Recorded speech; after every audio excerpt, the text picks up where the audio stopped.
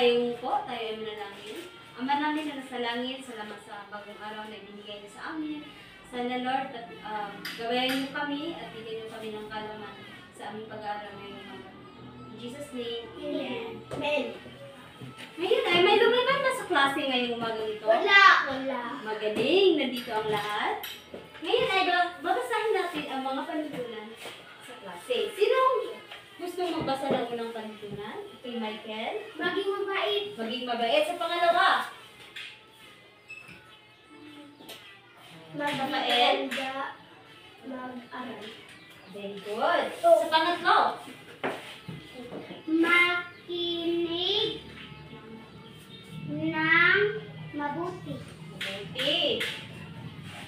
Sa panghuli? Koy? Huwag magsalita kung hindi kinakailangan. Magaling dahil nalaman niyo ang ating mga panuntunan sa umaga nito.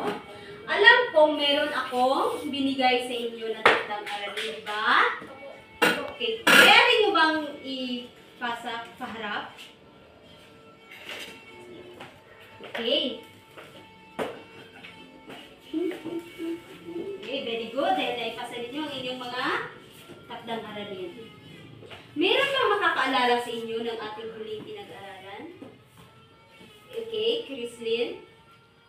Yes. Ano ang kalagahan ng pagiging tapat? Okay, magaling. Ang pagiging tapat ay siyang makabubuo ng pagiging tapat na samahan sa inyong mga kagrupo.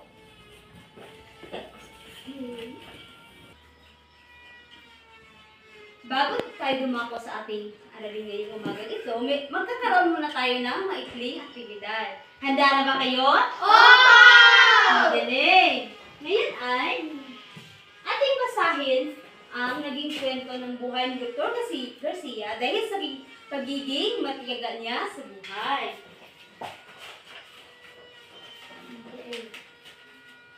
Maaari niyo bang basahin? Pagiging matiyak may dulot ng biyaya. Magaling! Ang pagiging matiyaga ay may dulot na biyaya. Ngayon ay meron akong bola nito. Ang gagawin ninyo ay at meron akong patugtugan ng musika.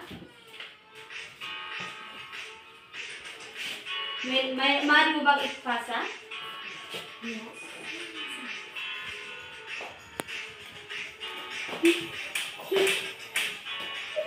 Hey! Dahil luminto sa iyo ang bola, ngayon ay tumayo ka. Pumunta ka dito sa ating harapan at kumuha ka ng isa.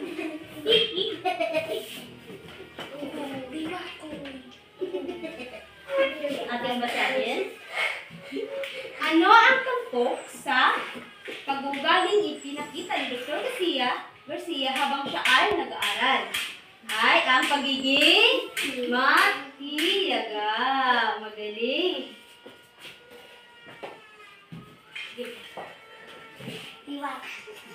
Ipasa mo. Ipasa mo sa kanya.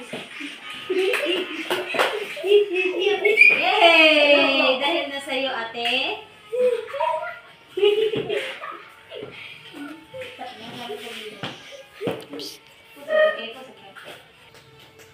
Ang sakay Juday ay, sa iyong palagay, nakapagtapos kaya ng pag-aaral si Dr. Garcia kung hindi siya naging matiyaga sa kanyang pag-aaral? Nakapagtapos ba siya o hindi? Tapos. Magaling dahil sa kanyang pagiging pagka-matiyaga.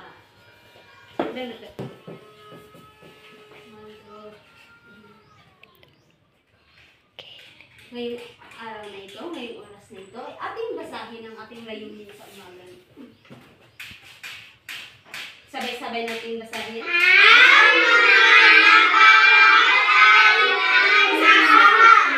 Okay? Maaari mong basahin? Mauunawaan at maipagita ang Mabuting dulot kung paano maging matiyaga. Pangalawa, Michael. Magiging matiyaga na isa sa buhay ang pagiging ay Pagiging matiyaga. sa Panghuli, pagbabago ng buhay na ibahagi sa kapwa ang pagkamatay. matitiyaga. Upang Upang matagumpay sa buhay at sa paggamit ng impormasyon sa aklat na ESP4. Magaling mga bata. apa?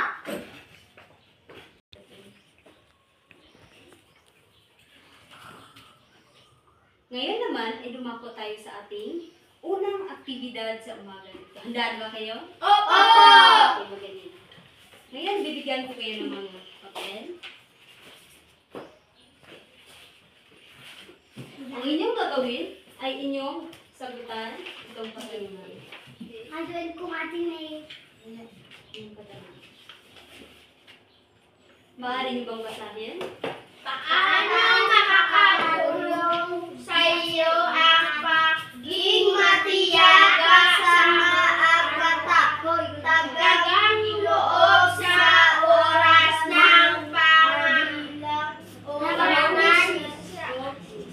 Yes. Magaling mga mag-aaral.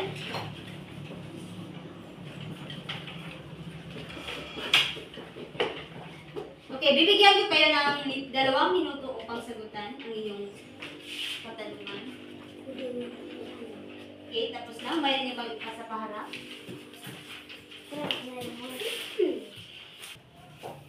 Ngayon ay magkakaroon tayo ng unang aktibidad. Handa na ba kayo? Opo! Ang inyong gagawing aktibidad, sagutan lamang sa isang papel ang isang katanungan. Yay! Ang inyong katanungan ay paano magpapatulong sa inyo ang pagiging matiyaga kasama ang katatagang loob sa oras ng mga pangangailangan o crisis. Bibigyan ko lamang kayo ng 2 minuto upang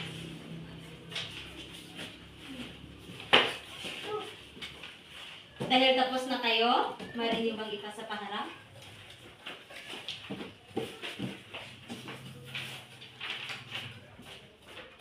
Magaling dahil nakakuha kayo ng mga mataas na puntos. Ngayon naman ay magkakaroon tayo ng gawain. Ang inyong dapat gawin ay, maaari ba natin basahin? Paano pumili ng isang larawan na ilagay mo sa pinakamataas na pagdaan ang iba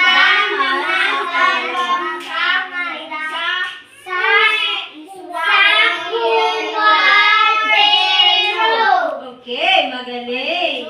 Ngayon naman, bibigyan ko ulit kayo ng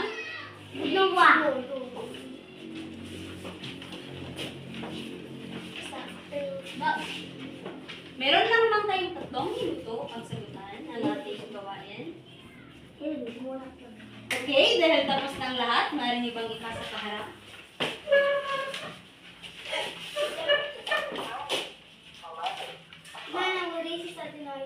Handa na ba kayong pakinggan o marinig kung ano ba talaga ang katangian ng isang pagiging matiyaga? Handa na ba? Opo! Okay.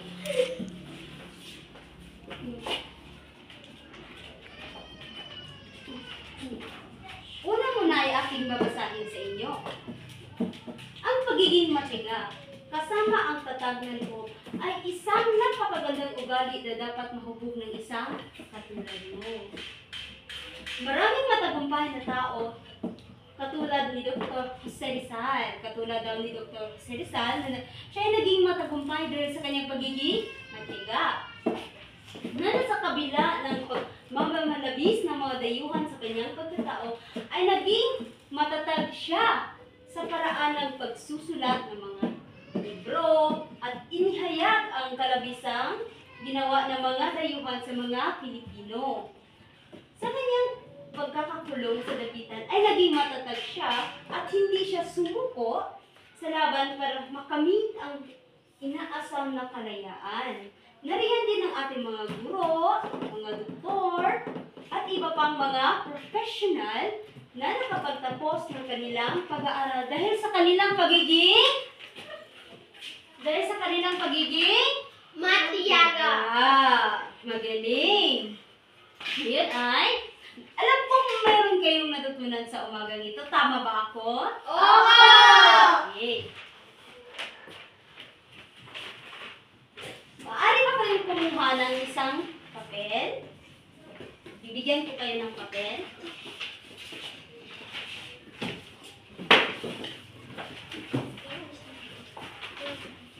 Ang inyong gagawin ay, ating basahin, Gamit ang isulat sa iyong buhay ang iyong mga karanasan at makikita ng pagiging matyaga at kapapatang bunga nito.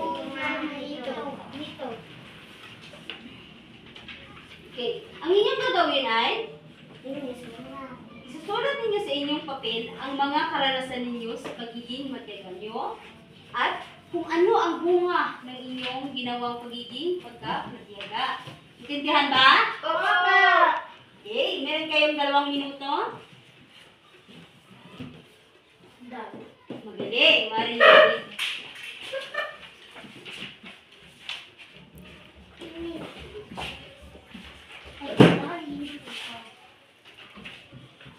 Ngayon ay magkakaroon tayo ng grupo.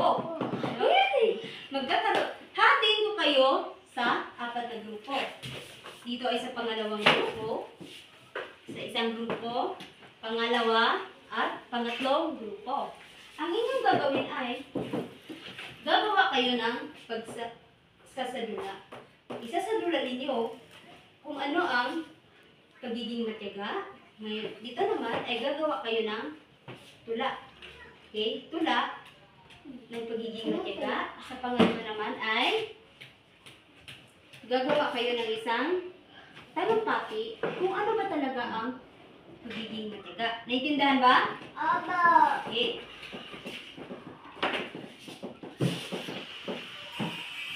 Dahil bibigyan ko kayo ng 5 minuto upang tapusin. Your time starts now. Okay, magaling. Dahil naisagawa niyo ng mabuti ang inyong mga gawain.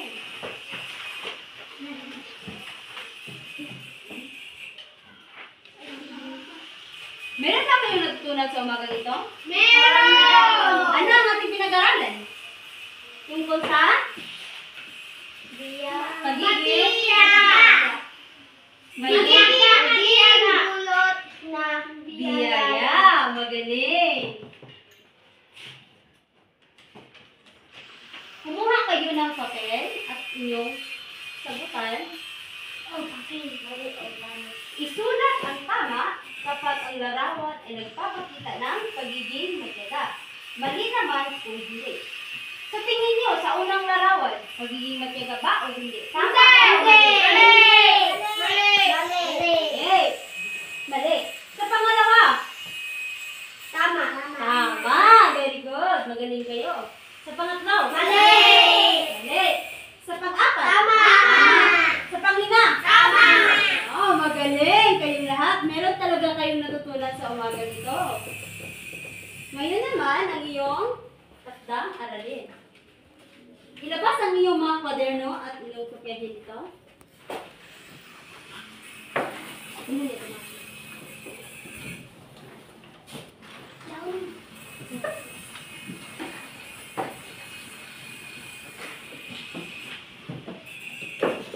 Ang gagawin ninyo ay lagyan ng check kung ang patlang ay nagpapakita ito ng pagiging matyaga. At X naman kung hindi. Isulat ang sagot sa inyong kwaderno. Ibigyan ko kayo ng 3 minuto upang piliin. Okay, you are done.